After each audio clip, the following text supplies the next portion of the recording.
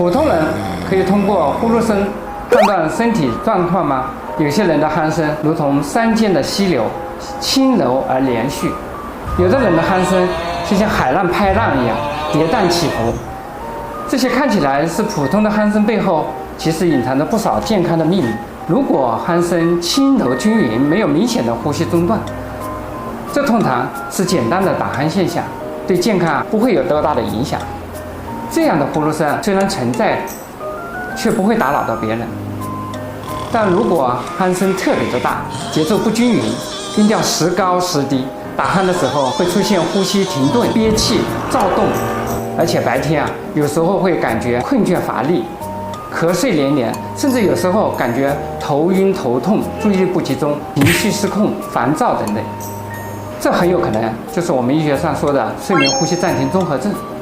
如果犯重病情的发展的话，可能会引起像肺动脉高压、肺心病、呼吸衰竭、心律失常、高血压、糖尿病、脑血管意外等等一系列严重问题。快让你的另一半来听听你的鼾声，看看鼾声是否正常。